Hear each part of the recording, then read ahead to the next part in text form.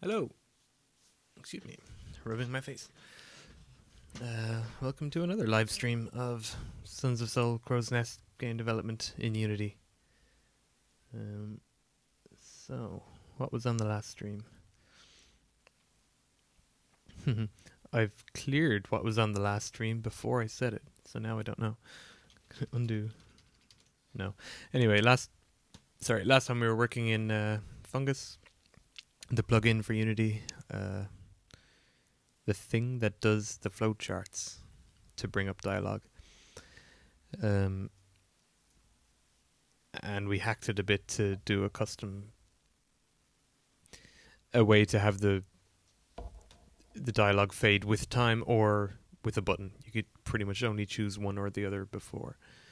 I want to be able to fade things all the time with the button, but sometimes fade them with time. Like if combat has started, it's a good time to get rid of the text, even if the player doesn't think about getting rid of the text. We also tried to slow down the printing speed, but at runtime, conditionally. You can slow down the printing speed of blocks by like... Why is that not showing? That's weird. We go to the other scene. You can slow down the printing speed of blocks by putting in like tags for one way. Which one is S equals 60 is 60 characters per second. So you could change that down to 20, but so you can change the printout speed of text before the game's running, but at runtime it's a bit trickier. Just to show you that printout is, what I mean by that is just what's about to come up here. So that's like 60 characters a second coming out. Yeah. So you can slow that down. I want to be able to slow that down when slow motion happens in the game, which is like when you go to your orders menu, like it goes down to about 10th speed, so we're flying up here, then slow right down, but not to 0. Anyway, I haven't done that since, but I'm not going to keep spent about 20 minutes without solving it. We found a few ways to get lots of ways to do it. If we want to pause the action, that's fine, but to do it in slow-mo was a bit harder to find, so I think I've bored you enough with that. Where's the chat? There's the chat window. If anyone's live in the chat, then say, well, if you weren't one of the ones who already did it, we can stick your names in the game as characters to be pilots. So I'll show you just the wingmen. There's a list of like, I think I've got 90 call signs right now. That'll be easier if I maximize. If I bring these guys back, you can see their call signs printed out on them. That one's Screech and that one's Farmhand. I thought I got rid of Farmhand actually because I put in Farm Boy and Farm Girl. Once I added I added gender-specific call signs so that I no longer had to be like, oh, I can't call a boy a girl's name and things. Where are they? Scriptable objects and the names. So if you have a name, most of you do, then if it's your real first name or second name, we'll mess it up and spell it in a weird sci-fi way. So I'm Kev, so in here I'm Kiv. Column with a K instead of a C. Galen, I don't know any Galens, but he's Tomas and Galen are characters in X-Wing Alliance, one of my favorite space games ever. One of my favorite games ever. They're only support characters as well, but I don't know, I remembered it. I haven't played it in years, but so he's in there. I think he dies really early. A few people die really early. Spoilers. But you won't know who or if they're really dead, so forget the last 10 seconds and play X-Wing Alliance someday. Anyway, so call signs. we were having trouble a couple episodes ago getting these to save. We got them to save by setting. Do I have the script open? Set dirty is essentially what you do, which sounds a bit weird. It's a weird way to name, like, this is something that changes. No, wrong one. That one. So upgraded to Unity 5.5 as well, since the last stream came out yesterday or the day before. Editor utility dot set dirty, and then the script with your names on it. So that's how they save now. I'm gonna close all these. Too many open to keep track of, and I don't need any right now. So yeah, we'll put your name in the game. Yep, that old mic stand. It's like, it's as tight as it'll go, but it won't reliably stay up. So I can't wait till Christmas when I get my new mic. Smaller, like, this is stage equipment, basically, stuff I had. So getting a Blue Yeti mic and a stand that'll go over here that won't be stretching across my whole keyboard, and it'll just sit on the desk, like, instead of doing the acoustic guitar kind of setup where the mic is hanging sideways. It's really in the way, and it's too heavy for the stand. So I was going to take out Farmhand there just real quick, because as long as I did put in Farm Boy and Farm Girl. Yes, I did. Farm Girl is in. Farm Boy is in. Yeah. Papa, Priest, and then I have Priestess. The one I'm going to keep in call signs is Duchess, because that'll make sense on a girl anyway.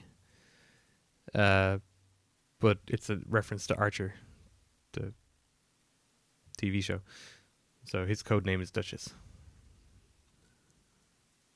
It's a comedy, but I don't know. I'll leave it in the game. It's not a comedy game, but sure. Whatever. It's fine as a reference. Plus, players can put in, like, type in their own references anyway. These are just the ones that'll come out on characters. So, like, when you first say, you know, if you haven't made and saved 1 million characters, then it's going to be procedurally generating pilots and stuff. So, Farmhand, you're gone. Okay. Firebrand from Xcom. Xcom 2. Big Sky as well, I think. Yeah, from Xcom of 2012, not Xcom 1. But okay. What were we going to do today? First thing I was going to do is show concept art that we got. Actually, it's not concept art, it's just art. That we'll probably on Monday be doing.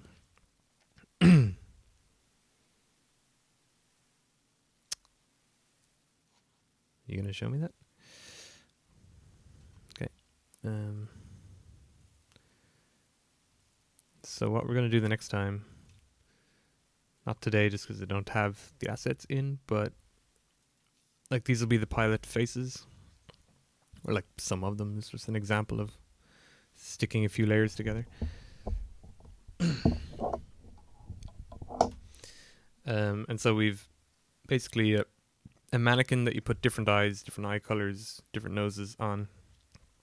There's a couple of different facial shapes. Put different hair on them. I think you could probably easily flip the hair left for right. Just the way as a coif going the other way. And the way that works is here's the basic head shapes, and then we layer the nose and the eyes and stuff onto that. You know, we're getting towards this, and then we add the hair after this, and put on scars, glasses. The pilot's helmet goes on over this, their flight suit. But these will be what you see down in the corner. So the ones in the demo at the moment that you can play off the site, they're just static and they're not moving, which is part of why I put the static effect in there, so it looks a bit more alive than just a picture. Like, yeah, actually here's the picture. And it looked a bit dead, so I wanted to bring it alive with a bit of static. But essentially they'll be able to blink and their mouths move when they talk. They're not 3D, they're just sprites, so they're always going to look straight on. We're not going to do them from other angles, but there'll be a lot of customization you can do. Sorry, that's that thing, so that's open. Get that open above it.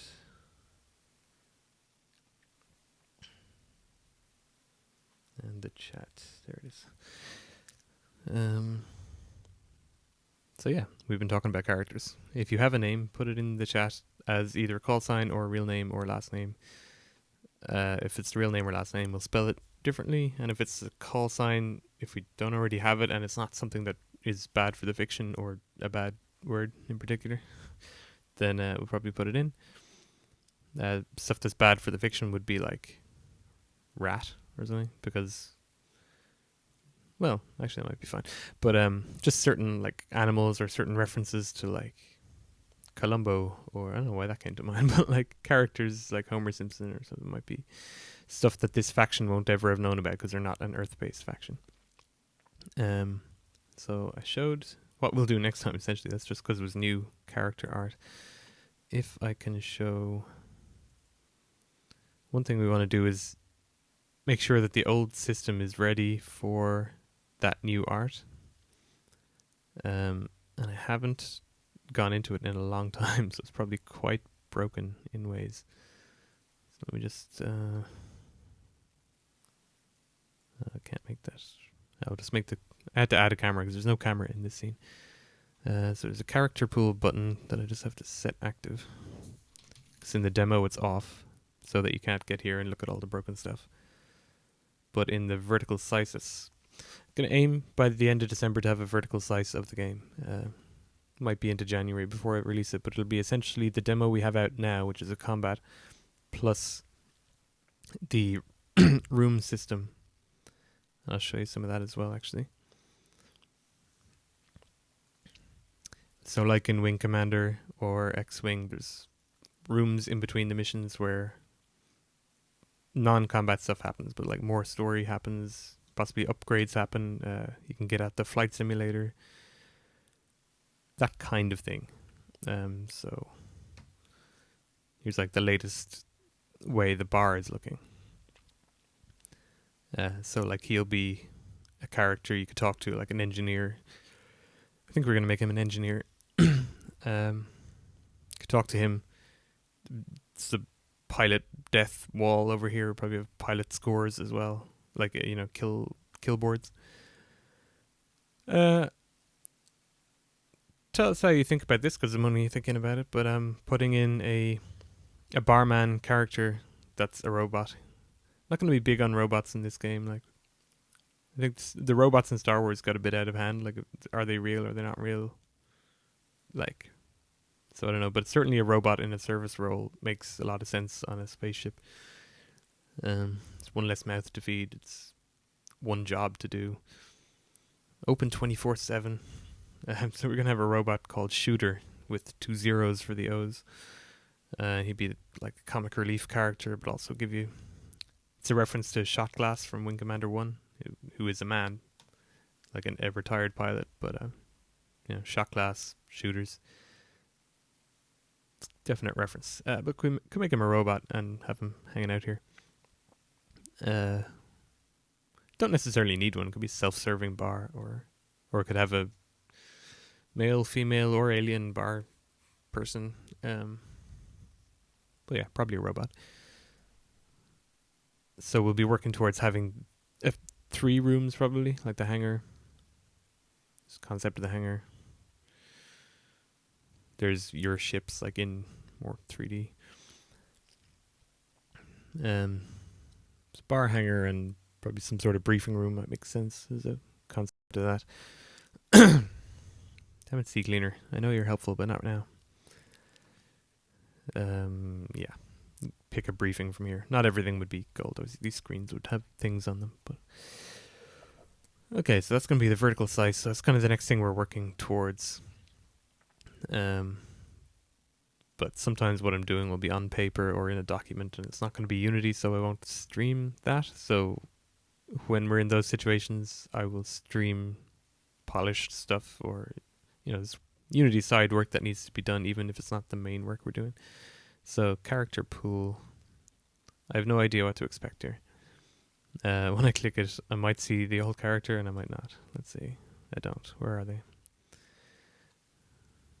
I do think I just moved them around this scene, so they're somewhere. Here's my placeholder art. This is why I'm not the artist. Alright, so they are somewhere actually, so... the camera on them? Yes. What's the camera outputting to? There's a target texture. So that, find references in scene. This whole detective thing. So is there no texture in the scene?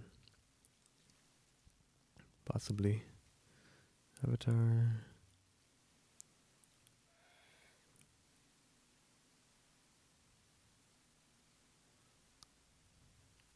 This is all sprites. I think I'm going to show it without it needing to show up, but we'll have to do work on it because the character isn't showing here.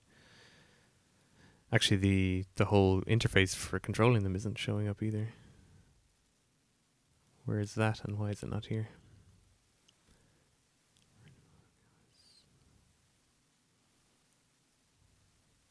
Character pool canvas, okay.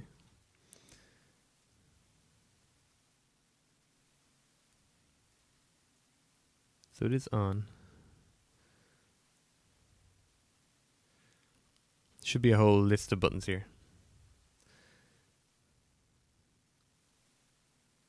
It's just not showing. Or probably is showing, but it's just behind something.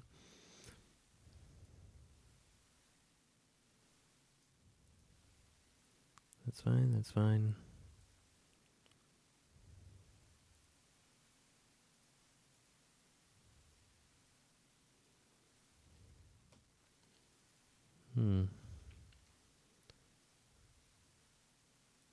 Some values driven by canvas, yeah. Why would it not show? How many canvases do I have in here? I think I maybe have a black canvas in front of everything I'm seeing, like one that I can't see through, like a black canvas just doing the black. Actually, that's a good reason to keep the camera on blue, just so I know if I'm seeing black, or any color will do. Well, almost. Ugh, God, all of them are horrible. But that's fine. So if we still see that color, then there isn't another. Yeah, okay. So we have to try get the character system working again. I also said we'd record GIFs from gameplay footage, so that's another thing we can do. I did record, last time I said I would do that, but hadn't recorded video, and I can't record video while streaming through OBS anyway. I could probably use another program, but that's just asking for trouble with frame rates and things. So now I have recorded video today that we can scan through to capture GIFs from. Essentially, the canvas is on, but nothing on it seems to be on. So what's the first one meant to be? Oh, it's got the old UI and everything, so there should be a lot of work to do. Joe Soapy Soap. That's potentially a character we could have had.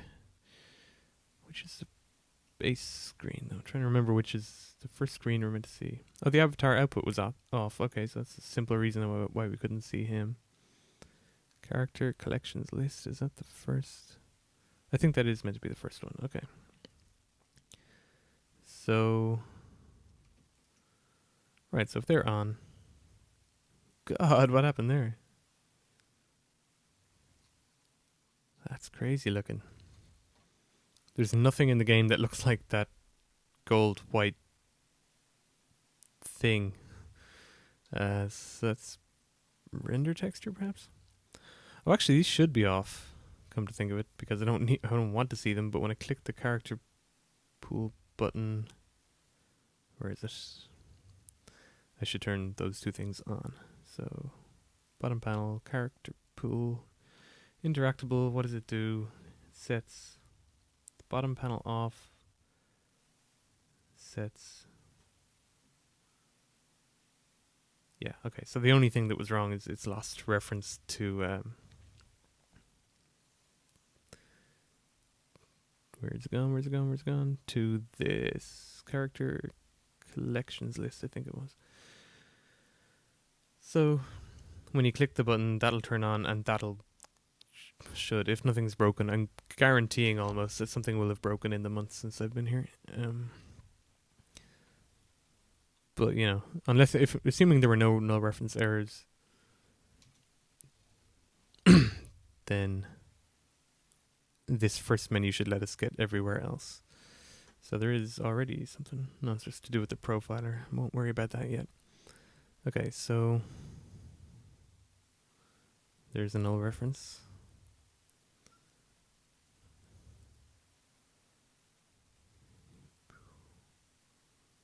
That's not what should come up when you click that, I think. This will create a save file of all the...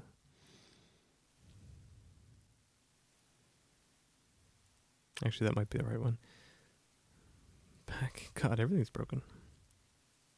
Back button should be the simplest thing.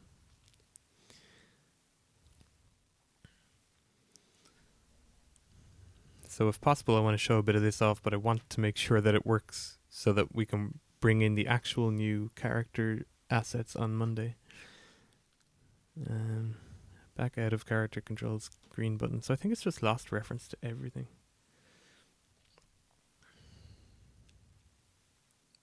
Should be on this.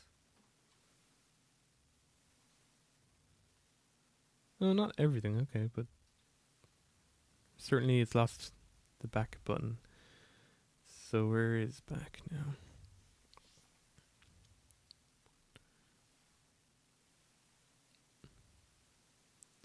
Let's simplify this.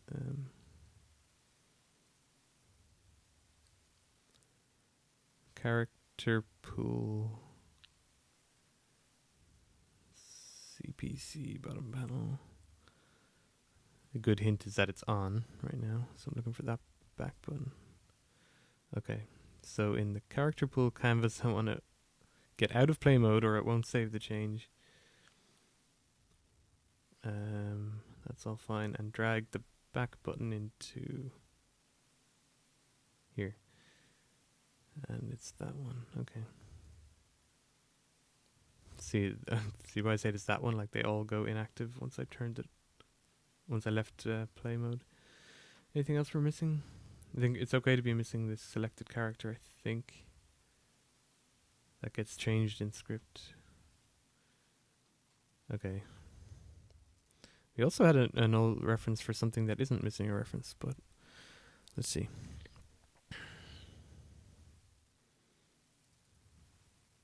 Yeah.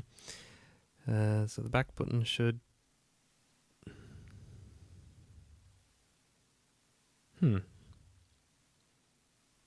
Now I have characters where I had no characters before. Okay, things have gone wrong, but we've gotten to what I was trying to show you. Let's maximize. So, ignore my art. God, their pupils have gone really tiny compared to the size of the eyes, but... Right. This is the old UI as well, so that I have to swap that out. There's going to be a lot I have to swap out. Like every box is going to be a thing. Every button, every bit of text everywhere. Oh, it's not going to be fun. It's probably not worth doing on stream either. But let's see. I'm not sure how much this will break when I try use it, but so if you character here, and if you want to see them in their spacesuit, again, ignore my art. That's what they look like. That's what they put on a spacesuit. So you'll have something along the lines of this, like put in the name. It's my name. Last name. My name again. Call sign. I don't know. I was going to say Central, whatever, from Xcom. I don't know, Skywalker. That doesn't make sense. The second name, whatever. Rogue. Star Wars. Alright. It doesn't sound cool, does it? Shouldn't use my own name. Or at least it doesn't sound cool to me. You can write a bio for your character if you want.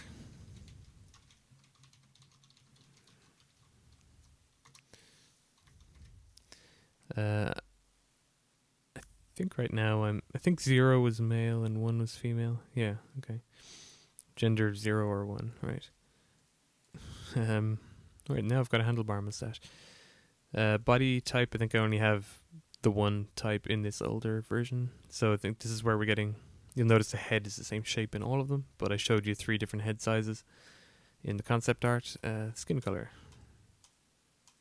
I just picked a few colors. I think one of them, that's too pale. Or at least it's too pale with blonde. So let's change the hair color. It's grey hair. Looks really weird, but I don't know. That could conceivably be something. So prop for the eyes. I think glasses is the only one I had in. Simple example, but could be, you know, cyber eye or something. Facial feature, scar. The other ones aren't showing up.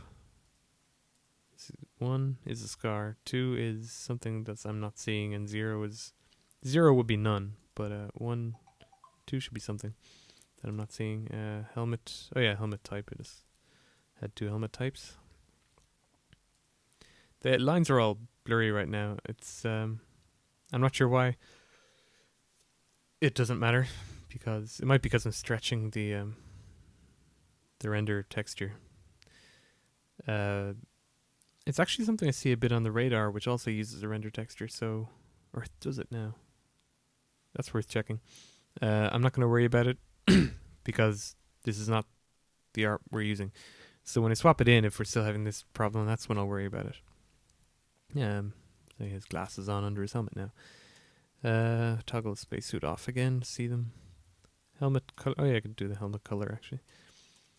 So that's another thing. If I'm not on this spacesuit and I do something to do with the spacesuit, it sort of toggles it on. Helmet color. Actually, conversely, if I try to, I don't think anything toggles it off. Hair probably. Yeah, okay.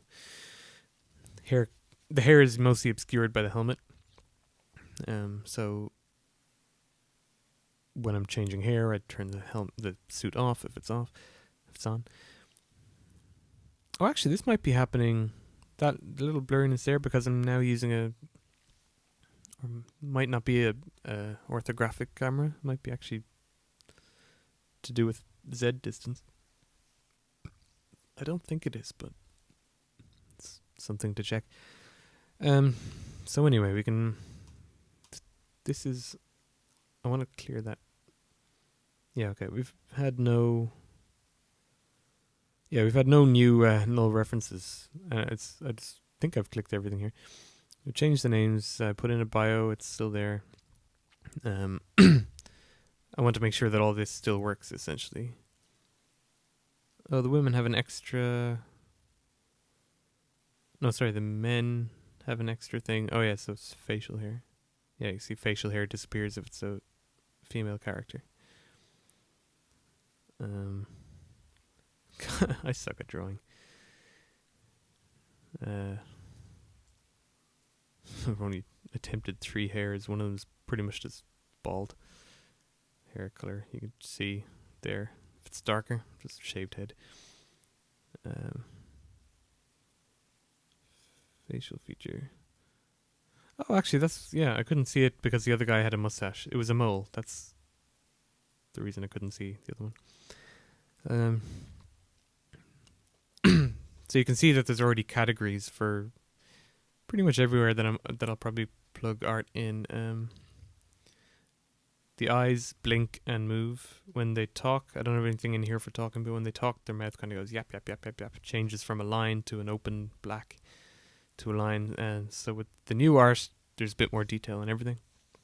But it'll be the same principle. Be able to cycle through a few pre-selected colors on things, particularly facial hair and head hair. Nose type changing. I'm not getting any null references, that's what I'm looking for. Body, I only had the one body. Hair.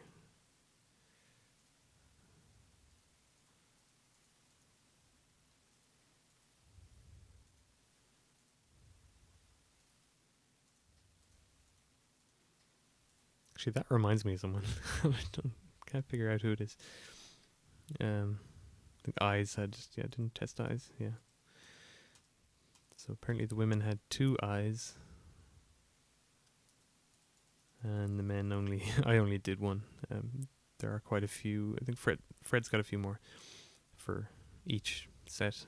I think the first set he'll deliver is a set of male body types with features that plug in. So on Monday we'll probably only be plugging in male features. But that's fine. We'll get there. The week after, or maybe by next Thursday. I don't know if I'd bother doing the same thing on stream twice, like plugging in all the men art and then all the women art. Or if I don't have it by Monday, I might well just stream only doing the women on Thursday or something. So, but the plan is to do the men on Monday. I think I've clicked on everything, including, I guess, save. Oh, that's interesting. Okay, when I changed gender, it changed the first name to a woman's name. I forgot that I was doing that. Okay, but if I save, actually, my brother is Ross, 2 S's instead of a Z, so he's in there so this will be my brother instead of me. He appears here. Go back in, same guy. I think that's what we left. So that looks nothing like Ross, but that's what we left with. I can delete characters, hopefully without null reference errors. I can select all. If this looks familiar, it's because you played XCOM 2 and so did I. I very much took the same functionality from it. No, I don't want to remove. Deselect all. Select all. I can export this selection. Will this work as a new pool? Call it, I don't know, test selection. So where does that go? I have a button for opening the folder as well. Okay, how do I import? Import. Okay, so it found test selection. I can open that in Explorer, and it's the default Unity directory and a subdirectory for character pool. So if I delete that, it won't show up here. Go import character, and there's none. Just trying to test all the buttons, make sure nothing broke. There's actually a lot less broken than I thought there would be. So I think we might actually have no work to do on this, other than have to change all the text and layout to be the new golden type buttons, and the new text font and stuff. But functionally, I think there's nothing a programmer has to do to it, if you get me.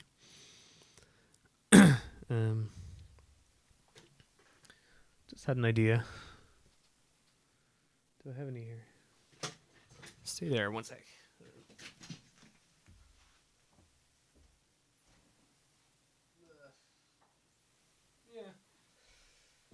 I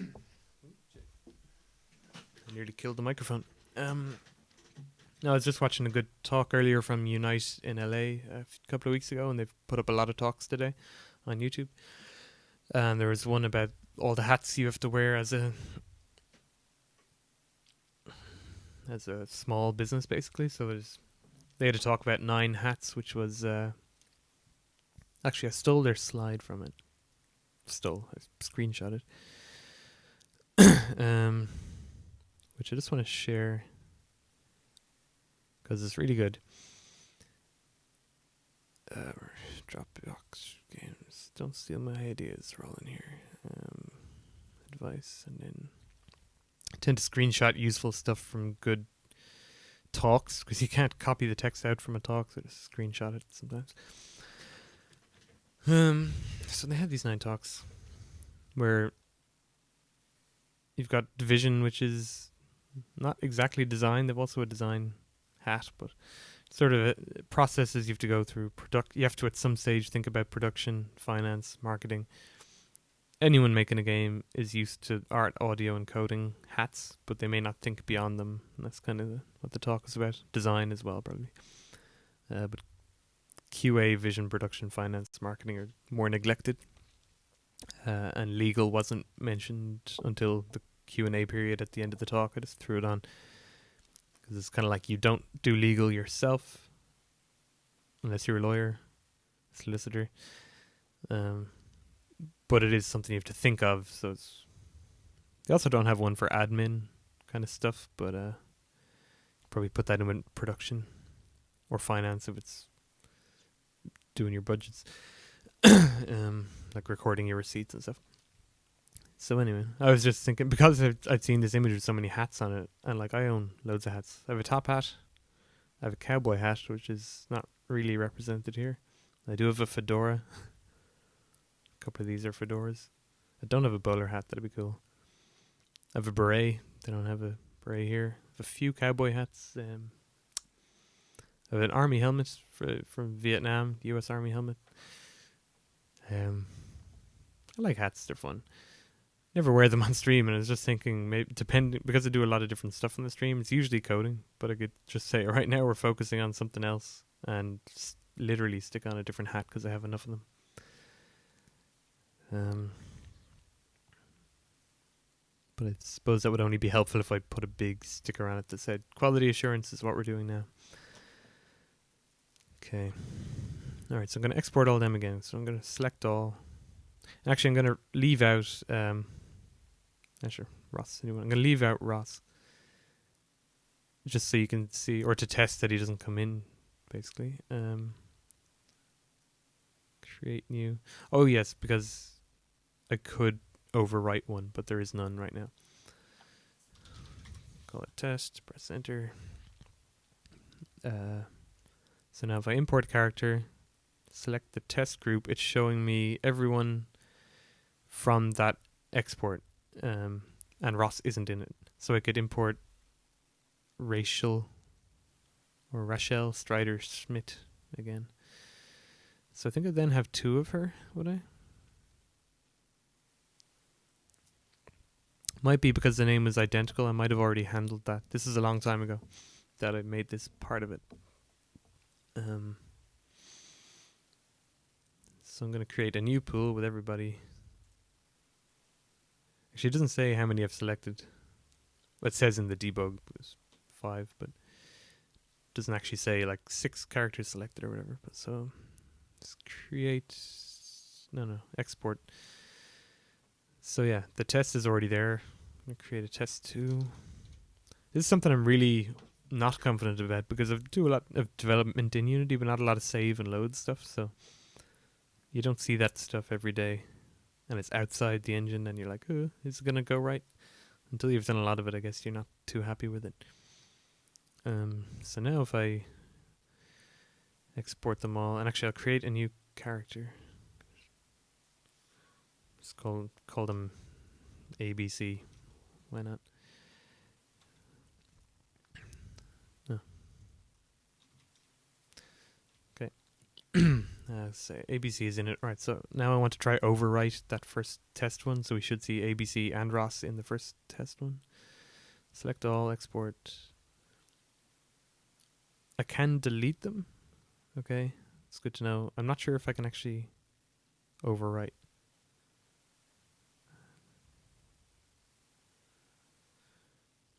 Right, I'm not sure if it'll overwrite or simply add. Anyway, let's see what it does. So I'm going to delete everyone now from my... This is a character pool that's kind of in play. It's like it's what's in your game. All those selections are outside the game in your folder. I'm going to delete. Select all, deselect. I guess this remove selection is what I meant it to be. I would actually prefer to change that to the word delete now. Oh, actually, yeah. The reason I used remove is because it doesn't delete them. It removes them from the active character pool. You can still import them from a collection later if you've backed them up to 1. Are you sure? Yeah, that's fair. So import from test 2. Okay, it did. Yeah, it duplicated everyone. And I chose to allow that because I can do them. Right, I can pick them one by one, but I can't. I can do them all or one by one. 1, 2, 3, 4, 5, 6. Alright, so there's a little bit of inconsistency going on. Like when I export to an existing collection, it doubles up everyone. But when I import the whole pool, like I think I'll go back. I have 1, 2, 3, 4, 5, 6 in the game's character pool, active characters right now. Everyone in test 2 was already part of that list. So if I import the entire collection, I'll still only have 6. So I'm not sure what the criteria for not overwriting is.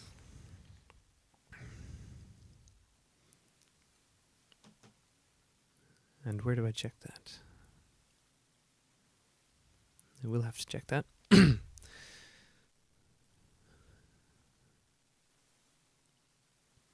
Just to be confident of it. Like you don't want it to... You don't want duplicates, but at the same time, maybe you've now got 2 versions of the same character because you made some changes somewhere and you didn't overwrite, you just added a new one with the same. So maybe I should just allow you to duplicate, and if you've got 2 people with the same name in the game, then what's it matter? Like they are 2 distinct characters with 2 like ID tags. Might get confusing for you, but that's up to you. You sort of named the same person twice. You just might not have realized it. That's the problem. So do you allow duplicates or not? And what is the criteria for duplicate? I think the criteria for duplicate is exact same first name, call sign, and last name. So we'll check that. But actually, apart from just changing the box art and the font, the character pool is fully working, I think. Which is good to know. I'm going to make it uninteractable again. So in the demo that's out now, the character pool button is there, but it's not interactable. So you can't actually bring up that stuff, even though it's in the code. So I'm going to turn it off just in case I do another patch on the current demo without, like before we have the vertical slice with the proper characters. I don't want people to see that stuff in a public facing release kind of way, you know what I mean? So rearrange what's on that other screen so we can see stuff right. Okay. I have to check something outside the room. I'll be back in 2 minutes-ish. If this seems unprofessional, there's no one in the chat right now, so I know I'm leaving nobody right now. But if you're watching the video, just skip forward a minute or 2.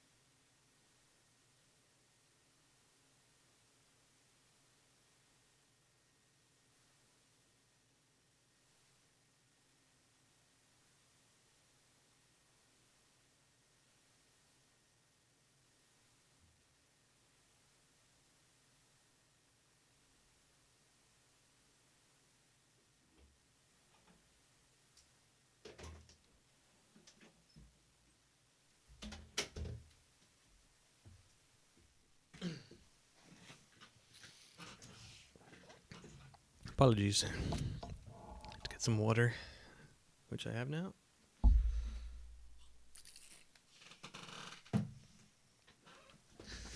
Something. There's still no one in chat, so maybe no one will go today. But the YouTuber, I think Twitch streamer. I want to say Twitch streamer, but streamer anyway. Space Game Junkie. That channel is tonight. So in California time, it's 5:30 p.m. or something. But for me, it's going to be 1:30 in the morning. I'll be on his crew, I guess, playing Pulsar Lost Colony, or The Lost Colony. It's a great game. It's another made in Unity game. It's kind of like FTL with 5 people playing co-op in first person in a ship, and then someone pilots the ship around all the different asteroids and things at all the different jump points. So it's an extremely fun game. I think it's still early access, or rather, still beta anyway. But it's very close to done. It's a lot of fun with people. You can't do much on your own, really. There are bots, so they're getting better, but they weren't always there. Anyway, at I think it was 1:30 a.m. Irish time, 5:30 p.m. Pacific. That'll be on Space Game Junkie on YouTube. I said I would announce that. There's no one in the chat right now. I'll announce it later. But if you're watching this video later, you can probably catch what we did on a video and just subscribe to his channel if you like space games. If you're watching this, chances are you do. Why else would you watch one being made? It's not as fun as playing it, is it? Right, so the character pool is largely okay. I wanted to check something about it. Man, if there's someone in the chat right now, they could tell me. What was it?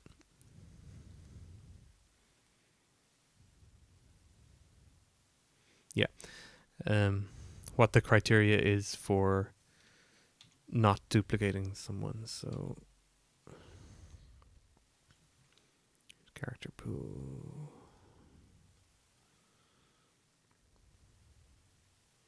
Not character. Oh, I've put it in a folder probably. Oh, menus, okay. Character pool.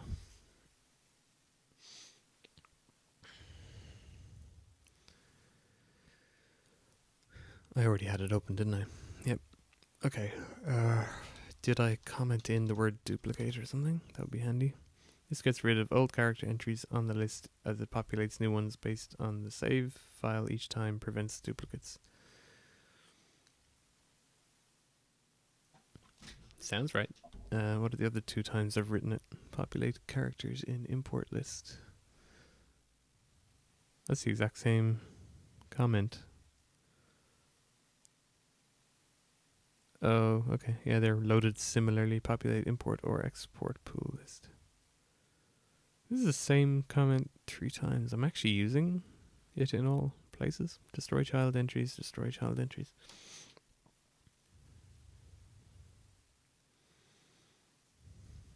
Okay, what's that do then? While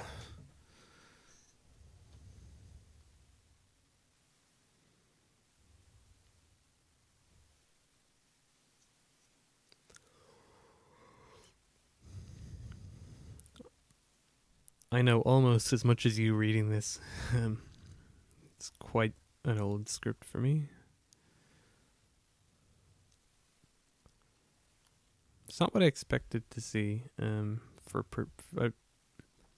expected to see the name. Great, I've used the word name 97 times. How about first name? Just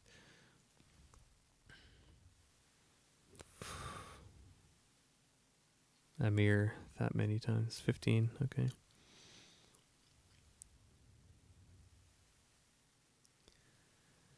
So let's see if any of them are comparing the old name and a new name together. It's not comparing.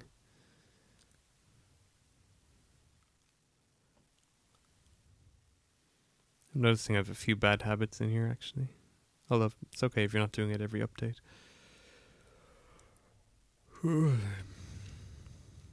I'm always sleepy on the late stream.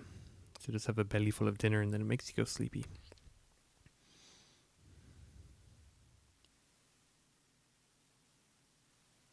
Oh, those are okay.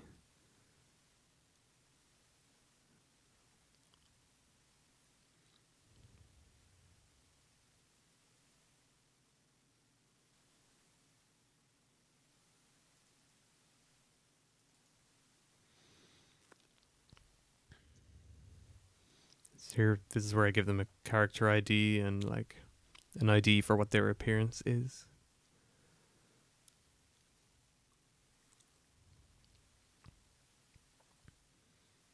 App is appearance. Now the appearance seed is generated somewhere else, but it's where we save it.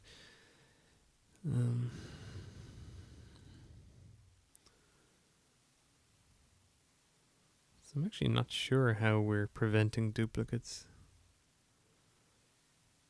I merely want it to be, rather than needing to change anything right now. So I won't change anything right now, and I won't hunt down something I don't intend to change either. So what else is on the list for today? Oh yeah, okay.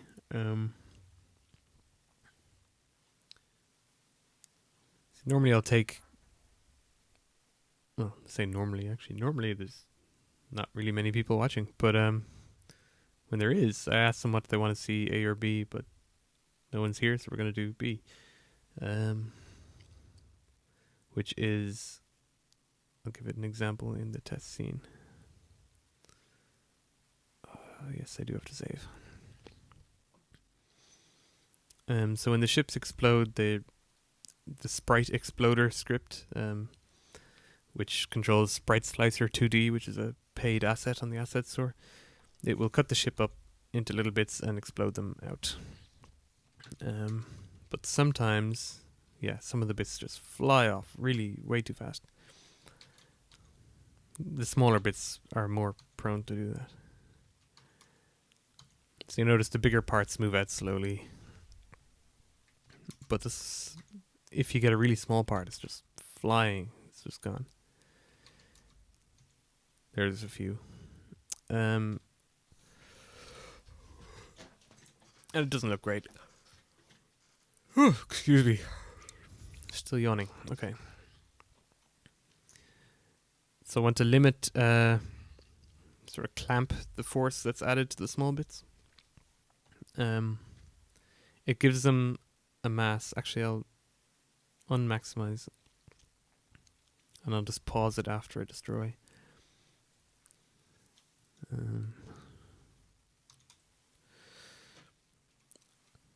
So the constituent parts that we have now,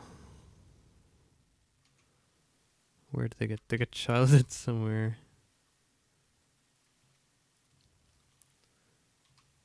Instruction bin. Yeah, here it is.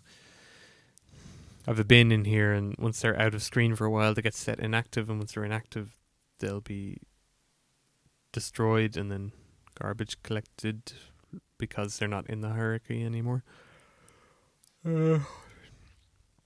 So it just moves the stuff that's going to be destroyed into this destruction bin, and once it gets set inactive after time, debris logic destroys it after 8 seconds if it's not on screen when the 8 seconds counts up. So you never see it disappearing, but you could follow a piece of debris forever. But joke's on you, all the other pieces are gone, so it's not as persistent as you think it is. Right, so I'm looking at the mass of these things. This one is like 0.09. The original mass of the entire arrow was 1, which I'm taking to be 1 ton. It's just 1 unit of weight. But a ton seems about right for a small spaceship, right? It should really be several tons, but I can make it 10 tons, but I don't know, I think of it as 1. Doesn't matter much.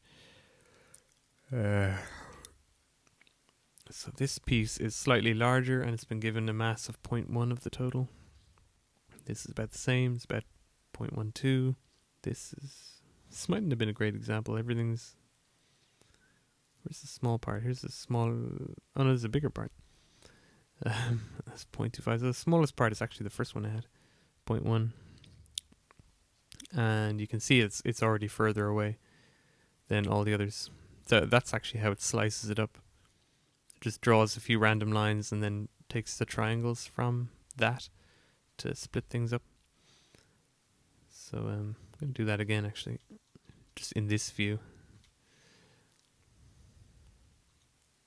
So I drew it differently that time.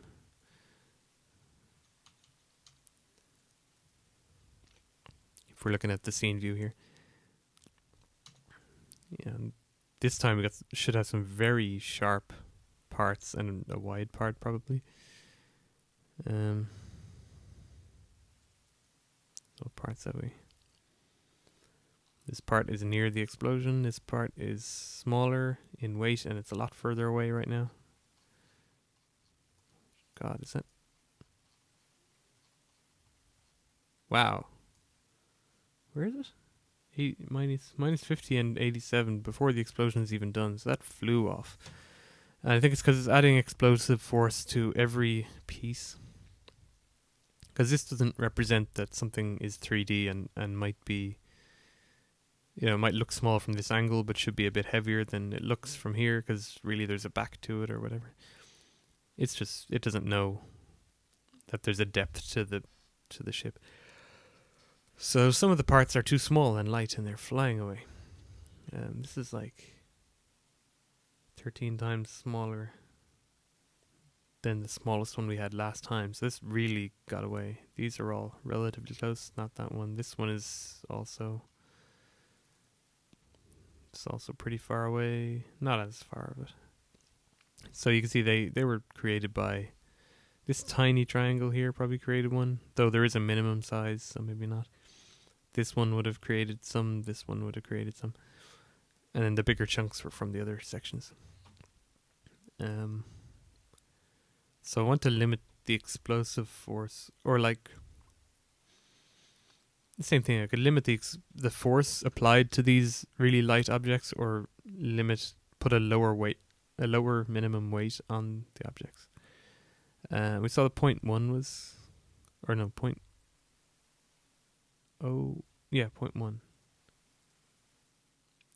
So if that's 0.07, then 0.01 wouldn't do it. What's the big piece weigh? 0.05, 0.04.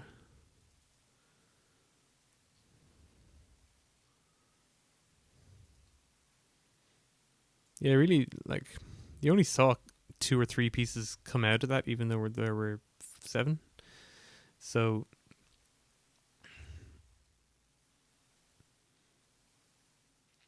yeah, I guess a minimum of, like, the ones that you can still see here after a few seconds are like 0.116. So maybe a 0.05 would be the minimum mass I want something to have. So let's go find where that mass is assigned. Sprite Exploder, that's going to be a good place to start.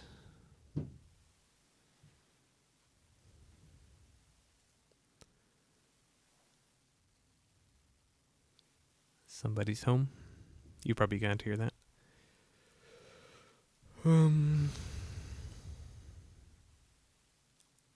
Somebody, I know who it is. It's the only other person who lives here.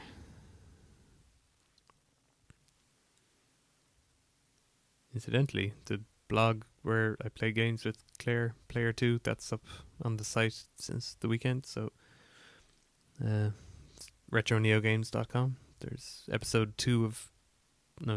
8 of Player 2 is up, where we played Beginner's Guide, Super Hexagon, Stardew Valley, and Oxenfree. And she's loving Stardew Valley in particular. The others are good too. Sorry, I'm looking for Sprite Exploder, which is probably in here, yeah.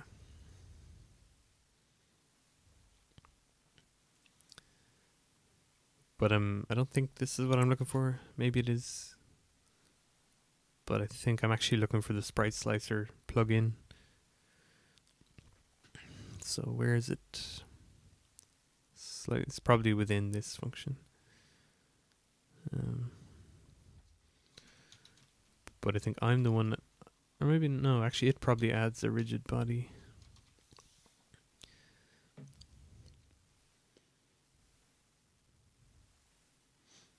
Oh yeah, okay. So what we do is pick the random parts around it, draw the triangles, and it's sort of randomized a bit, so it'll be different every time. And then I'm doing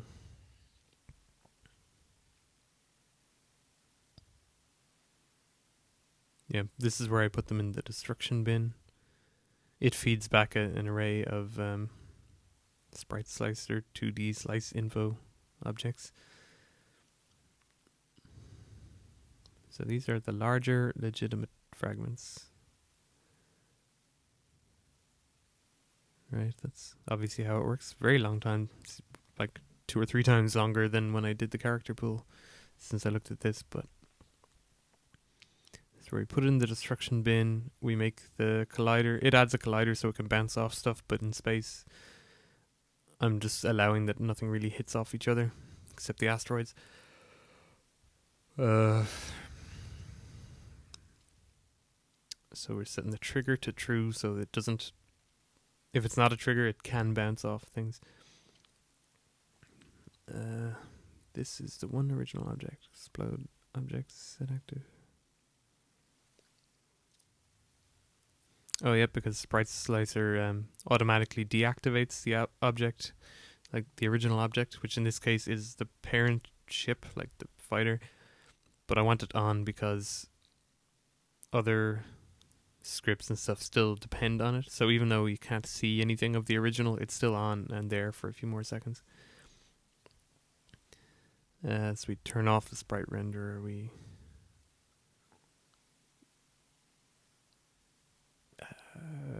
yeah, that's like the hit collider we turn off. Someone barging in. Actually, one sec, I have to give a laptop.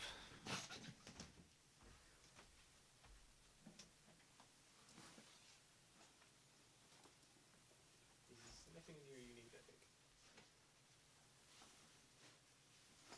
That's not here, that's upstairs. Is it?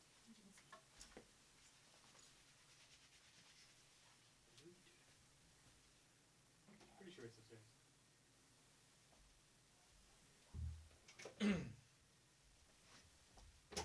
What was that?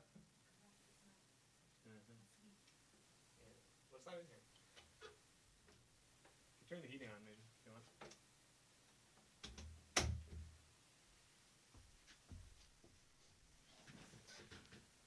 I always remind that I'm streaming. But from the way she was walking around, I could kind of hear that she'd forgotten and she was about to walk in the door any minute. So, yeah. She's looking for the controller to play Stardew Valley on, which I thought I left upstairs.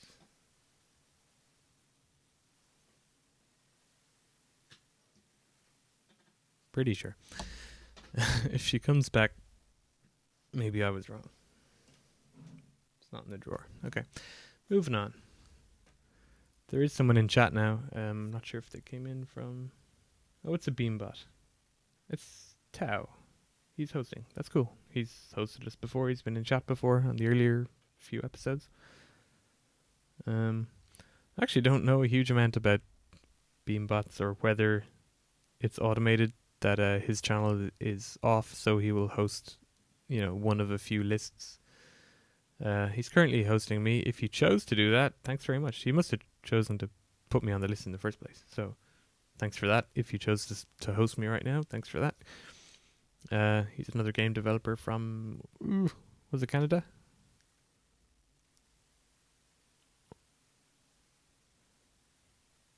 Oh, you pick who to host every time. So, yeah, I wasn't sure if the extra person in chat was the bot or was you specifically. Yeah, I wasn't going to try guess the city because I've really forgotten. But, yeah, I was right about Canada anyway. Another game dev. So thanks for the hosting. We never put your name in the game, actually. I think, because we started doing that after you were last here. And even if we did, we were having a problem where it didn't save. So I don't know if you have a first name, last name, or a call sign you want to stick in the game. Just shout it out there, and we'll get it in the game. Given a couple of caveats that aren't worth mentioning. We'll probably put it in the game, and if not, I'll explain why, or just change spelling or something. So anyway, we're going through this. It's so not ideal to get interrupted in the middle of reading code. But anyway. I think we're okay. Yes, set active, that was fine. And then I do one circle cast, like a circular ray cast kind of thing. Well, it's not a ray, but whatever. It's physics 2D overlap circle. And we get all those bits that are nearby. And then to them I add the explosion radius. Tau is the last name. Okay. I've actually never heard that last name, but like I'm not... Ireland doesn't have that many different last names, like not in the way America does, where you've names from all over the world in one country. We've only a smaller amount. Like everywhere, it's increasing. Like globalization will happen, homogenization will happen. Nothing wrong with it. But there's still a lot of Murphys and O'Tooles and things, and not a lot of Taus.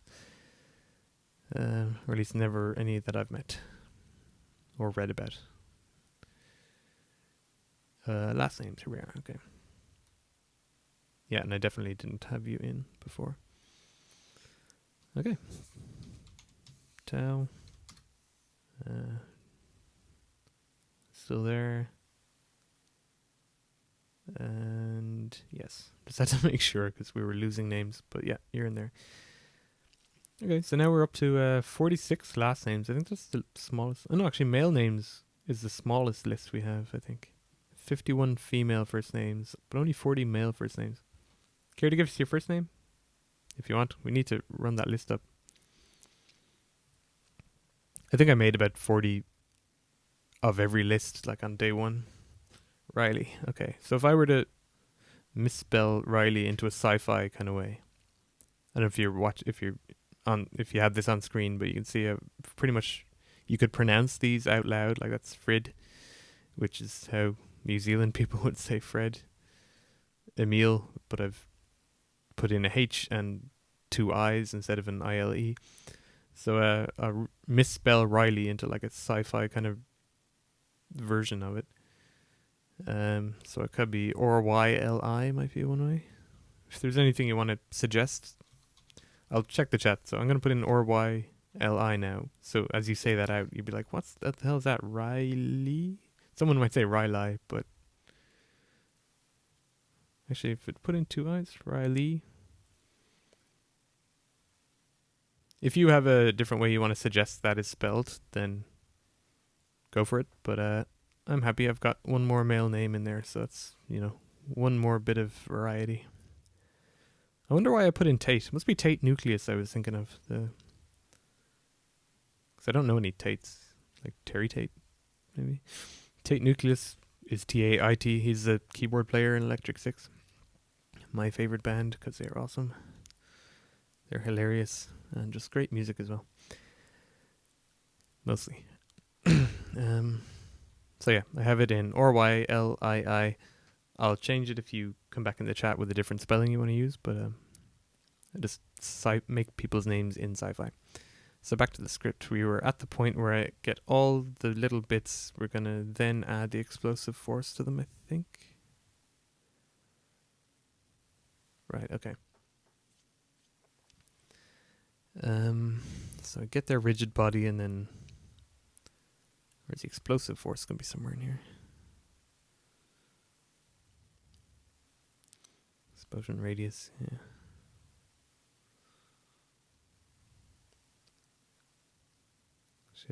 Don't create shadows anymore. It's not a thing I'm doing anymore.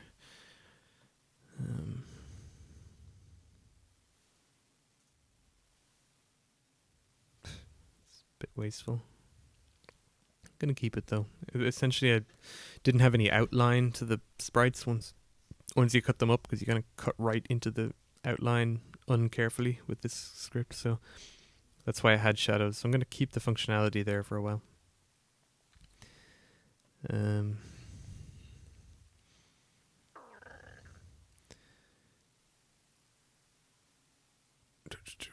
Okay. Add component, debris, logics, apparent. Okay, rigid body. Did I already do that? If get component. Okay. So the velocity equals apparent velocity, and then I add a force of. Yeah, the reason I get the parent velocity first is that I want it to be able to keep moving at the speed that the original craft was moving and in that direction. So it matched the parent velocity first, then I blow it apart. You can't just, if it's traveling really fast and you exploded it at a standstill, it would be kind of weird. So add the force. Torque is like turning, it's adding rotation. Add force. So yeah, there's nothing. The force I set. So obviously I set it as a public variable. I think. Or sprite exploder. Here it is. Debris mask is that. Doing 3 cuts on every ship. That's turned out to be plenty. Force of 50. Oh, no, don't create shadows.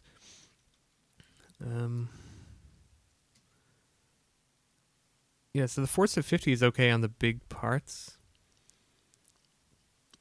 So let's just, for the moment, I'm not going to leave this script because I'm pretty happy with 50 in most cases. It's just the small parts get away too fast. If this was a 3D model like that we were cutting up, it would probably be fine because the pieces would be more equal in weight. But okay, so if I've reduced the explosive force, it comes out as that in one case. Like it's always adding 25 force to all these parts. But the smaller they are, the faster they'll go, because F equals ma. And other equations to do with mass and acceleration. So you can see that the bigger parts are closer to the center, the smaller parts are gone out further. So you can see that they're all getting the same force, but it won't move a bigger mass as far. Or at least as quickly as far. You know, it's not. Let me try moving kind of fast. Actually, yeah, the pilot does come out at a 0 speed. So I was talking about how the ship parts don't go off too slowly. So I'm not sure, but I don't think there's enough violence in 25. It's hard to tell though, because... Oh, actually, what I will do... I'm gonna explode the other guys so I can watch. Okay,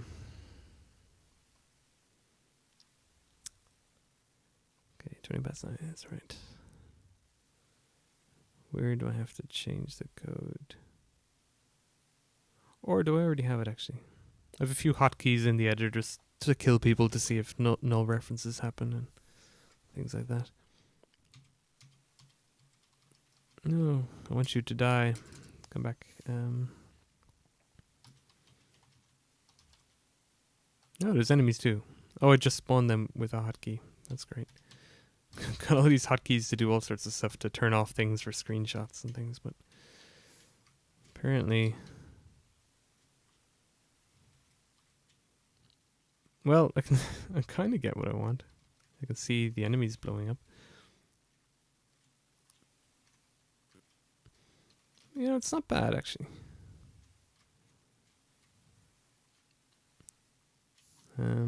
Are there more enemies around?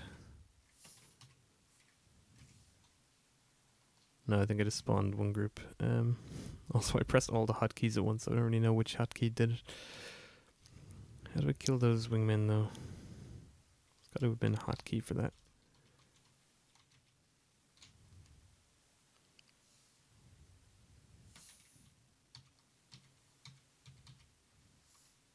Maybe I got rid of it because nothing is happening. But I can just put it in. It's easy to do. On the director script, probably where I put it. Because that's where I have things like if we're in screenshot mode, then keys will do stuff. Delete key is what I'm pressing to kill the player. Oh yeah. It's ugly code, but whatever.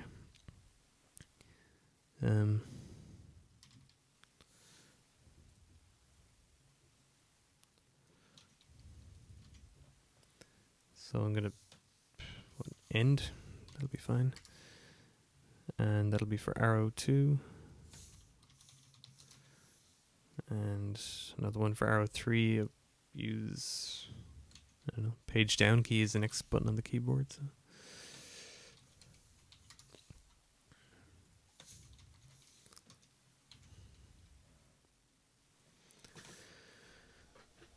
Alright, so see how this looks. 25 isn't as bad as I thought, actually. I don't know why I landed on 50 before. Actually, the ships used to be a little bigger. That might be part of it. Oh, I blew up the wrong guy. Oh, arrow 2 and arrow 3 are not defined. Whatever.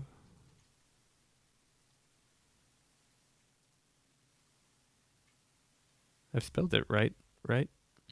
Couldn't have misspelled both of them. Oh, with tag, okay. GameObject.find.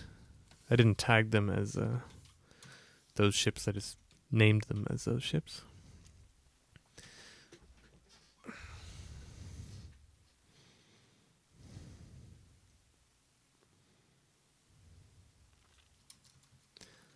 Alright, so we're going this way. I kill one of you. That's not bad. And you? Looks pretty good, actually. Let's try again.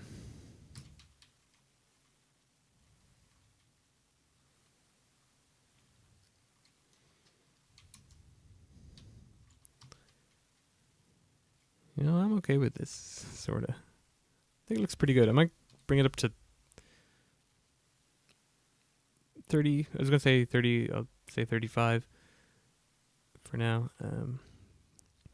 But I guess I do want it would be a good exercise to get in and find and set a minimum size, because some of them are always going to be too light and move relatively faster than everything else. So I don't want that. So where's that going to be?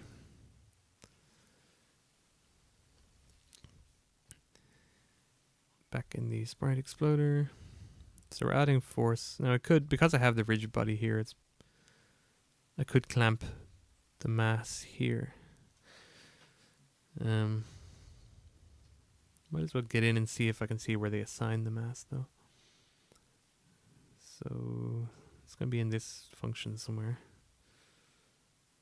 Ooh, that's a big long script. 1,500 lines.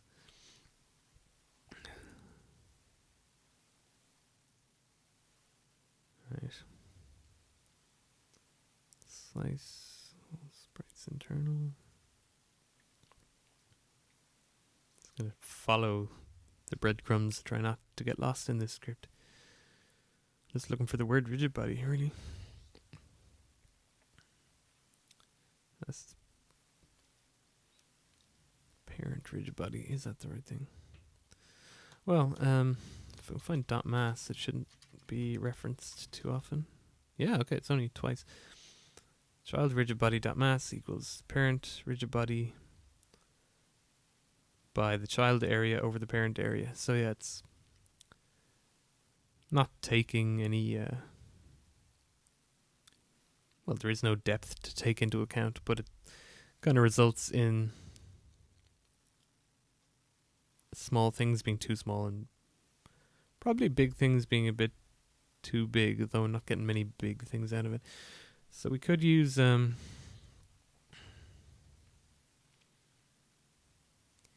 like you see on the asteroids, the asteroid that is twice. I'll show an example.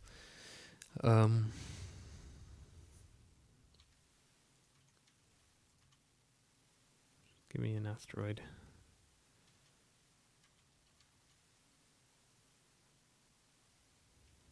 Here. Okay, that. No. Okay, if that has a... don't see why I need to add it, but if that has a rigid body mass of 1, right? And now I duplicate this. And if I make it twice as big in the X, should that have a mass of 2? Assuming it's as deep, then yeah. But in order to get that looking right, it looks stretched right now. I'm going to have to multiply it by 2 again. So this shouldn't have I've multiplied it by 2 and 2, so that shouldn't have a mass of 2. Should be a mass of 4. And that's only assuming it's as deep. Like this will easily fit in here 4 times. 1, 2, 3, 4. But if it's gone as deep as this, so let's see. So I've multiplied by 2 and 2, and you won't see if we're not in 3D, but if I was doubling all dimensions of this, I'm multiplying by 2 by 2 by 2, so it's 8 times bigger. So the mass of this should actually be 8, and this should be 1. Or is it? No, sorry. If that's 2, that should be 8. No, 1. 1 by 2 by 2 is 4. Yeah, 8, sorry. This is 1, so that should be a rigid body mass of 8. So it's cubic. To get the proper mass, we should be using cubic stuff, not just... This shouldn't just be 4 times the size of that. It should be 2 to the power of 3. I've doubled it in 3 axes. It should be 2 to the power of 3. So I can either change the maths or just clamp the minimum, because it doesn't really matter that we don't see the depth, but it just means that there is some depth to be seen. So some of the ones that are coming out of this are just definitely too light, and they look too light. So I'm wondering whether to go child area cubed by parent area cubed. Oh, that's not it.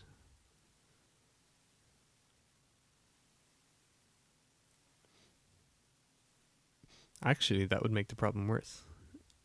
So, no, I think I'll just clamp. Yeah.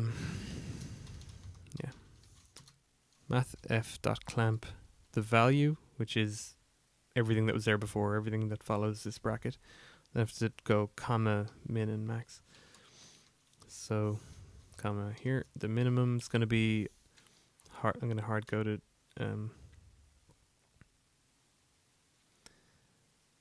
What did I say? 0.05, wasn't it? And the max, I can just call that the parent rigid body dot mass. So it can't be bigger than the thing it came from if it's a fragment of the thing it came from. So that'll make sense. Okay. Just anything I change in someone else's script, I'm gonna put that in so that I can find the changes. Because if they update Sprite Slicer 2D, all my changes are gonna be gone if I re-import that. So I'm gonna keep track of this. So if I ever do want to update because they have a good new feature, I'm just gonna have to remember to re-change all these things. So it's good to tag them with a hack comment. I think that's the default Unity one, or did I create it? I don't remember. It's like when you go // to do, it adds a thing like that's searchable. You could also have undone remove, I think. Yeah. Not sure which ones are default. Hack might have been default.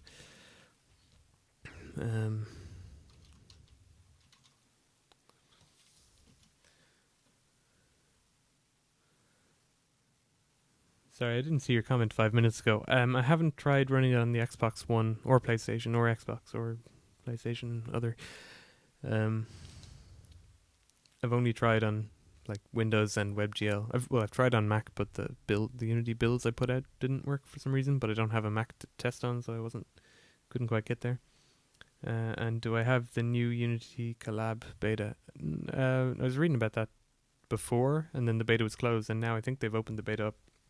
So I might well get that. At the moment, I'm just using GitHub though. Yeah, it looks good. Like the more, I don't know, a bit conflicted. The more I can keep inside Unity, the more convenient. Plus, I am collaborating with a composer and an artist who, like, I'd like the artist to get in and play with the particle systems and just save the changes to the project without. Like, I'm not that good with GitHub because I've only used it for myself. So in terms of collaborating, I'm sure we could wreck things. The Unity one looked pretty simple. And then I'd like the composer to be able to get in and use the Unity audio mixer. So I'm certainly interested in the Unity collab, but I haven't tried it. I probably will sign up to it though. So that's that. I think 0.05 was what we wanted. So I'm going to kill everyone at once right now. And then pause. As soon as it decides to play.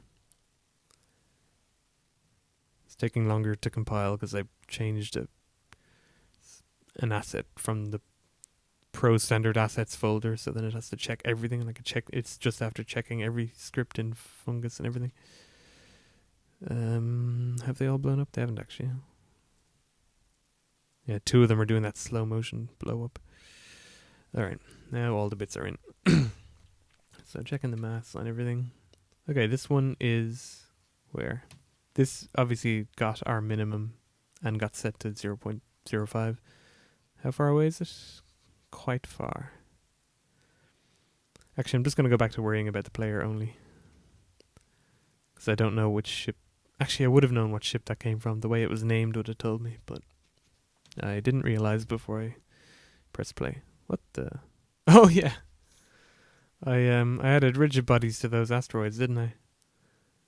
Show it again. And rigid body by default has gravity on it. Gravity scale of 1. And 2D Unity assumes that the ground is down here. We're doing a top-down game, so whenever I add a rigid body, I have to set gravity to 0. Anyway, I don't need them now. The Unity one's simple. They just make changes and upload, then you download them. Yeah, I've seen the Unity collaborate example videos and stuff. It looks that easy. Easier than using GitHub because it's not outside it. Plus, I think it alerts you, whereas I might forget to check GitHub and might overwrite something. But if when I open the project, it tells me that stuff has changed. Actually, there's a collab button up here now. Didn't notice that. Just got 5.5. They released it yesterday, didn't they? Or was it the day before? So I only just got it. Okay, let's blow this up and look at the pieces. Okay, so nothing looks like it went too fast. I think one of the ones was probably that minimum size. Yeah, this one was. The furthest away one, obviously, was that minimum size. 2.7. Where is this one? Okay, so even the 0.1 one is 0.111. If you get me. The one that's at 0.11 is sort of far enough away. I wouldn't want it much further, but like that quickly. But where's the one that got furthest away? This one.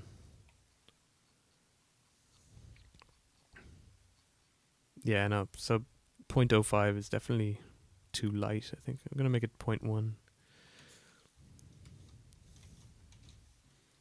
No, not save.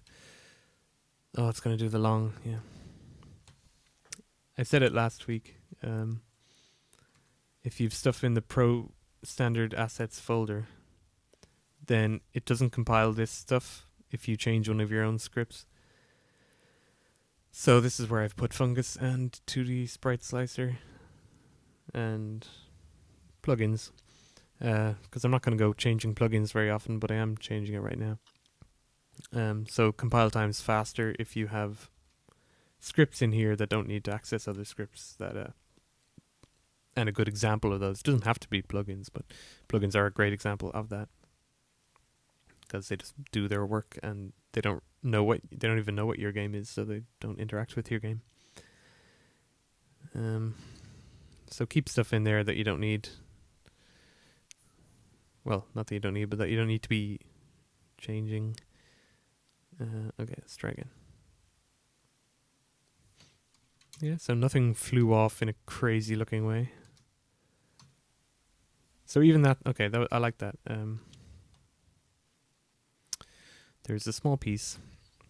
It's just gone off screen. It's here. But it's not too far away. It just looked like a small piece of debris that got blown up, but it didn't look like crazy game is broken stuff. Everything on there exploded at a sensible speed, I think. So even the small bits you saw shoot off, they didn't go so fast that you didn't see them shoot off. Yeah, so there's a few very noticeably small parts there.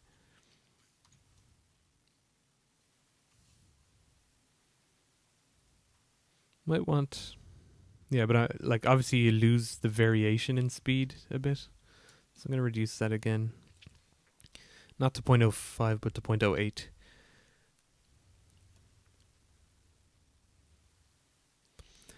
Are you using the Unity Collab beta yourself, I guess, then? Like, have you just signed up to it since yesterday or whatever? And, like, what's the learning curve like? And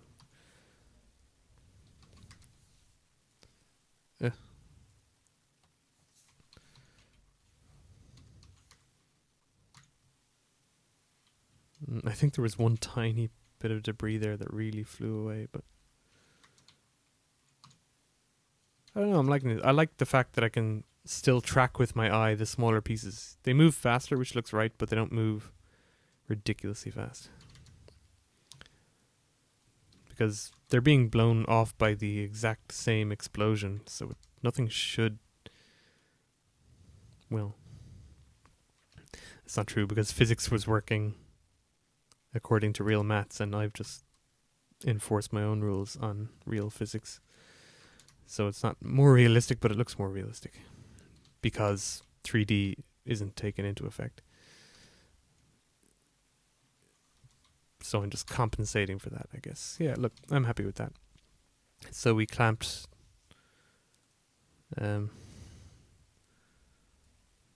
add in something on the done thing. Oh yeah, we checked the character pool functionality earlier. And just now clamped minimum debris size to that. Well, let's say mass instead of size. Alright, so that's what we've done just now. Anything else to be said for the next 20 minutes? Well, you've had Unity Collaborate for a few weeks. I thought I only saw the announcement that it was live now in the last day or two. I'm guessing if you've said you've had it for a couple of weeks and you like it more than GitHub, I'm guessing that they probably made it available back at Unite a couple of weeks ago in LA. I didn't know that. I'm just today while working, I've had some of the Unity talks on. I mentioned one earlier about wearing 9 hats as an indie dev. It's the last one I watched. I'm kind of going through the playlist, looking at what looks interesting. That was the best one I've seen today. The WebGL was a good one as well. If you've ever tried building WebGL, it doesn't work great now, and it didn't work great before, but it's getting there, and it's good to see how certain things you can build, but other things that are just like I've 3 or so the game jams that I did. When they're fun, when they're good, when they're complete-ish, I'll put them on the site just as like, here's a mini game you can play in the browser. But I just went to them the other day and found that Chrome more precisely, had broken them all again. And I'm sure everyone remembers, if you're a Unity developer, when Chrome broke the old web player without sort of letting anyone know, including Unity, that it was on the way, I believe. I'm not going to say no one in Unity knew it was happening, but they definitely seemed to be caught off guard by it. Unity web player is fully dead, but WebGL builds are... I did a blog on it on RetroNeo games.com that was Unity WebGL for dimwits like me. I had called it for dummies, and then I was like, oh, I don't want to get sued. Let's call it for dimwits. So there was, I was trying to move a Unity 4 project into Unity 5 and then build WebGL, and I found that no one on the entire internet had discussed having that problem, and I solved it by brute force and then let the internet know how. So that was... I think Gamasutra featured it. It's on Gamasutra anyway, as well as my own site. But sometimes when you post there, they feature it and like tweet about it, and that's the only way people actually read it. I've never had a comment on something that I have on Gamasutra that wasn't featured. But yeah, so I had a solution in that to host your games. I'm on Squarespace, and you can't host files, or at least there's certain types of files you can't host. So on Squarespace, I can't host a Unity game and then play it in the browser. So my solution was to host on Dropbox and then use an iframe to reference the index file of the WebGL build. And that worked for a long time, and I was happy with that. And I just checked it the other day to play one of my games, because I found that a game jam I have called Taluma, which is like it's Amulet backwards, Taluma, and that's a reference to Rogue, the original Rogue, in which you were searching for the Amulet of Yendor, which is Rodney backwards. So I took Amulet of Yendor, took Amulet and made that backwards. So you're searching for Taluma. It's a roguelike dungeon crawler. It's like my first time trying to use procedural dungeon generation, I guess. And it was getting a lot of traffic, I saw from the analytics. I was like, why all of a sudden is this game happening? Like, I haven't promoted this in a while, and I went, and the game, I did have a link to a PC download, like if the WebGL is taking too long. So that must be how people were playing it, but it's been broken for I don't know how long. Just because Chrome made new changes to WebGL and Unity hadn't caught up, and I think it's still working. It's still working in certain places, but the iframe solution that I had is no longer viable. So the blog I did about it is now... that part of the solution is out of date. There's still some good advice on it, though. So yeah, that's that. Was there anything else quick we do in the last few minutes, or will I just end early? Oh, Tao, I'm not sure if you know. You're the only person live in chat right now, so I'm kind of announcing this to you or to anyone who watches the videos later. I said it a few minutes ago as well. The channel, Space Game Junkie, you are in Canada. On Pacific time, like Californian time, 5:30 p.m. Today, he'll be streaming Pulsar, and I'll be joining him like as part of the crew in the Pulsar ship. So I just said I'd give a shout out to his channel. If you're into space games at all, he plays a lot of new unknown space games and a lot of old space games you might not have known existed or heard the name and you never played. So anything space games, Space Game Junkie is a good place to be. I think at some stage he'll be playing this game, Sons of Soul, Crow's Nest. Tonight we're playing Pulsar. So that's an announcement for Space Game fans. Will I record one GIF before we go? So we did that.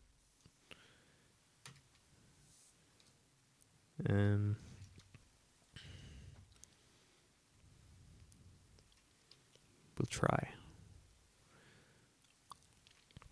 Alright, so I'm going to pull up the video that I recorded earlier. Oh, actually I need also... There's the video. I need screen to GIF 2.3. There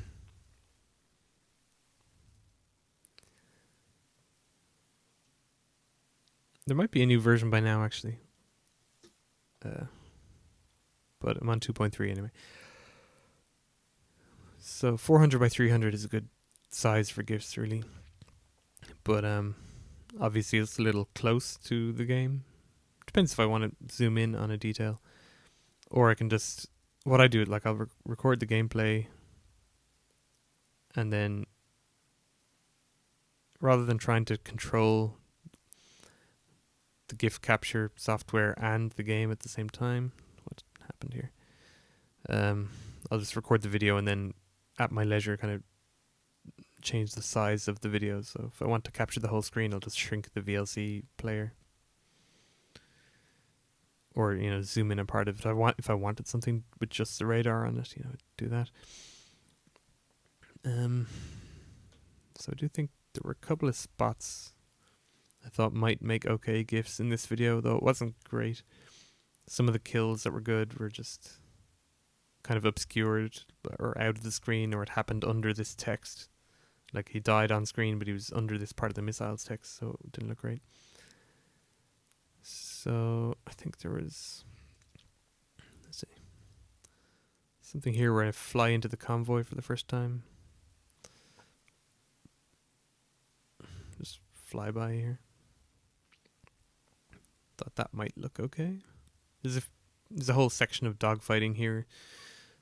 None of it was particularly amazing, and I already have some dogfighting stuff, so I only got a few minutes here to do this. So let's, I guess, shrink this, get more of the screen in one go, and it'll be something like, I don't know if this might not be the right size, but let's just see. I think I'll want it wider. Maybe I'll go full screen. And by full screen, I mean shrink the full screen into the small screen.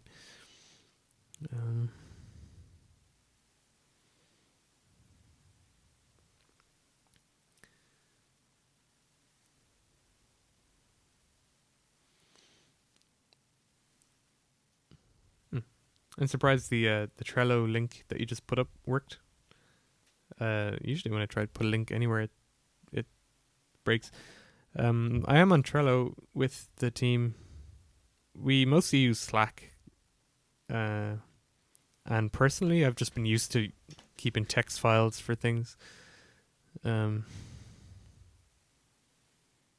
don't know, like a text file is right there in your desktop. I don't necessarily want to open the browser and log in somewhere. I don't know if you saw it pop up earlier. I use CCleaner. There it is, a lot. And on Firefox, I use Chrome and Firefox just to be logged into different things. And Firefox, it always seems to forget that I'm logged into anything, which is annoying, after I use CCleaner. Whereas Chrome is better at remembering what I was auto-logged into. Oh, yes, okay, so this frame is... Obviously, I have a widescreen resolution I'm trying to capture with a non-widescreen frame, so... Was it I'm trying to remember the... 500 by 280, was it, or something? No, that's too wide.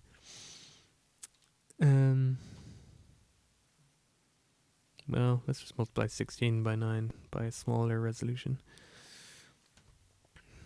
I think it was 280. So if 280 is 9, then 16 would be...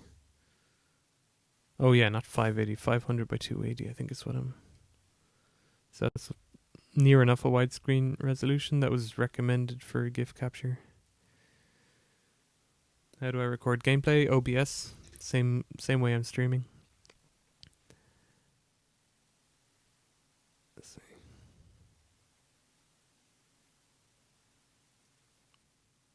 I guess it's not perfectly 16:9 resolution because I did round it up to 500. But as long as we can crop it in the right place, we'll be alright. If I don't have black bars, I'll be happy. But I do.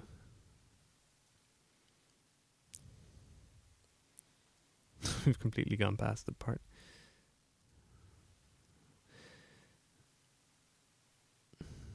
So GIF capture is kind of slow. You can capture multiples, but if you want a specific shot, you've got to frame it right. And it's not the best thing in the world. It's not the easiest thing in the world. Okay. I think I've got it framed okay now. It's hard to see, but it should provide this flyby shot pretty well.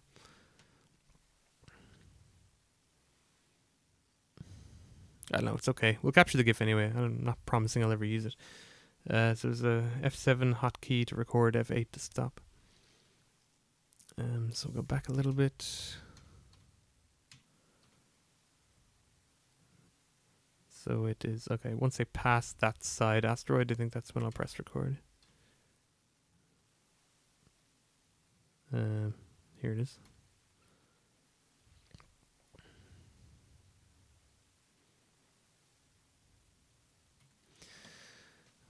Probably a bit long. But Screen to GIF has a great editor. How many frames? Oh, it's only 90 frames. That's plenty. I like... there was a great article a while back that recommended like OBS and settings and the resolutions to use GIF capture on. He was recommending paid Adobe software. But you can find your own, like for GIF capture. At least I think it was. Pretty sure it was paid anyway. He was like, oh, there's nothing better for exporting your GIFs than using this. And I was like, well, yeah, that's great, but what if I don't want to pay a subscription to something just for GIFs when there's free software everywhere? So 90 frames. He was recommending anyway that you keep the frames at like record at actually I didn't check how I was recording. Was it 20 frames a second? How do I... Crap. Okay. It saves all these to a temp folder anyway. So right click and explore the folder, and here's all my images. And actually I'm pretty happy that I don't need to delete any at the start or end. It looks pretty good. You can easily just click on one and press delete though. And you can delete everything after this point or whatever. So Twitter used to be 5 meg GIF limit when you upload. That's pretty good. I like this GIF length. And he recommended those resolutions that I picked as well, 400, 300, or in this case I picked a widescreen similarly sized, like 500 by 280 multiplies into something. 400 by 300 is 12,000, obviously. Sorry, 120,000, and 500 by 280 is 140,000, so it's a little more expensive like file size, but now Twitter takes 15 meg GIFs, so 90 frames at the slightly bigger size. I'm imagining this will be less than 10 megs of a file size. I just want to close this and be sure of what frame rate I picked at, because anything I record in this game that's moving quickly, I really need at least 20 frames a second. Where is it? I closed it. Yeah. What was I recording at? Because if it was 15, oh, it was. I'll see how it looks. Just so that I can finish up this process anyway. It might be okay. No, sorry, I don't need to go here. I need to go right now in Screen to GIF 2.3. The reason I'm not exporting to GIF is the codecs aren't good. Like, there's 3 options. All of them result in weird stuff, at least in my game. 2 of them are just terribly unusable. One of them is just not ideal. So where is it? There's a website I've saved. Yes. gifmaker.me, yeah.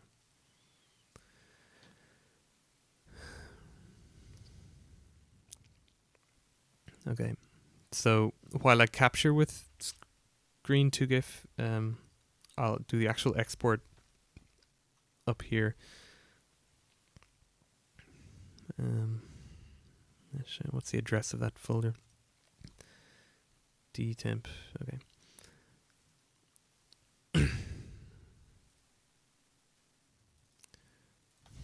dtemp screen to GIF recording today's date here, and I want all these images. Might take a second to upload now, but we'll do it.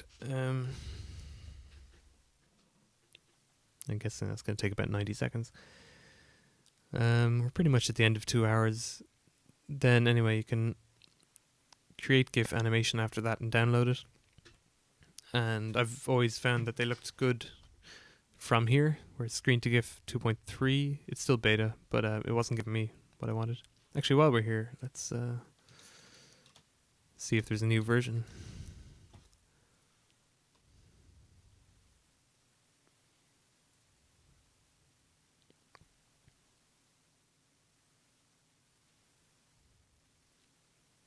Any day now. I'll be finished this before we get there.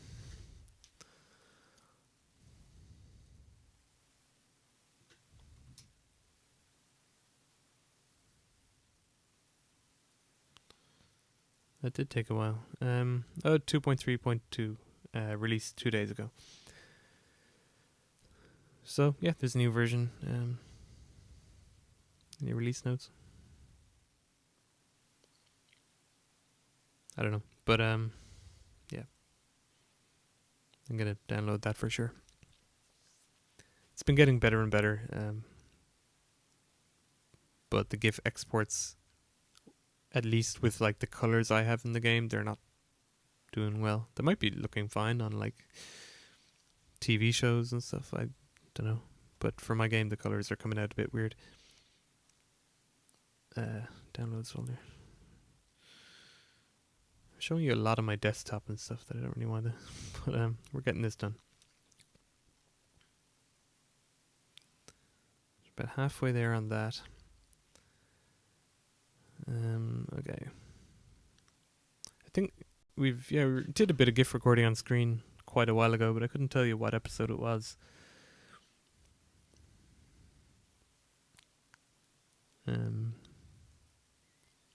So we're doing more. It's all like, it's something I mean to do like every week, just capture new gameplay or new features and just have a backup bank of GIFs, so when you're tweeting something.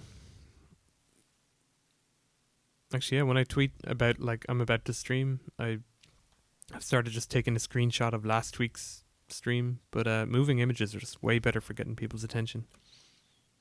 So it's an arms race, but you could be winning the arms race of Twitter. So, okay. You set, now that they're uploaded, you can set your, now this is an oddity because I, like, my custom view settings on the monitor are like 124% actually. So, screen to GIF records it. I tell it 400 and it multiplies that by, or actually I told it, I told it 500 in this case, and I multiplied it by 1.24. So if I make that, I wonder, will I crop it or just resize it? Actually, I'm just going to do it without screwing anything up. It didn't take in the speed though, so you want to, this is going really slow motion here. So what is in milliseconds? Need the calculator again. No, not 60 divided by 15. Crap, how do I do this? Find how many milliseconds. Well, it was 15 frames a second. It's closer to 67. Yeah, so you can see now. Hopefully you can see now. That speed looks more like what we recorded it at now. So I will create the GIF animation. And I'm still concerned that because we're moving fast in the GIF, that the frame rate will look too low, having been recorded at 15. I'm also a bit concerned that the real size of this is bigger than I recorded it at. So, like, that's actually quite wide because I set it in a widescreen resolution. Anything over 600 is really wide for a GIF. So I'm one concerned about it looking too big on like the devlog that I do.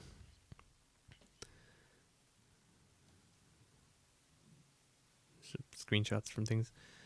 I think these are at 800, but the GIFs are 6 probably. I think they're up on Giphy, which I'm sure they meant to pronounce Jiffy, but they are GIFs, so I'm not pronouncing it Jiffy. Oh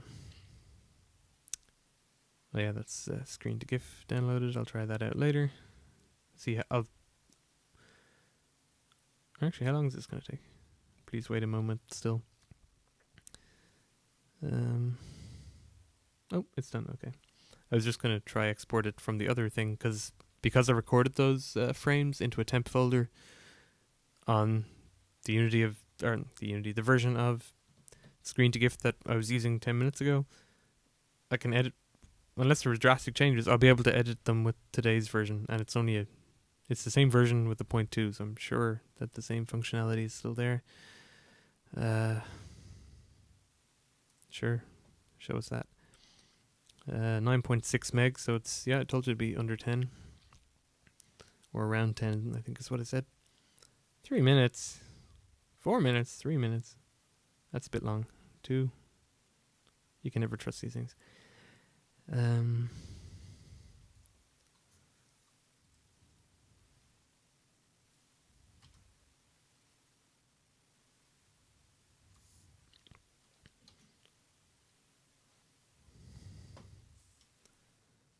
I hate using that minimize button with a second screen, because everything on the second screen is also minimized, including OBS and Restream and everything. Okay, so now that's where I want to put it. So I think I can just open the editor on this new version and open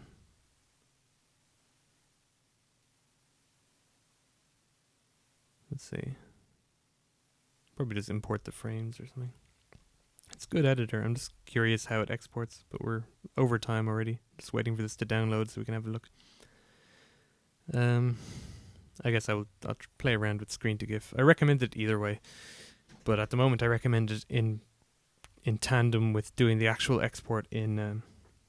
I recommend screen to GIF for recording. I recommend gifmaker.me for exporting the actual GIF.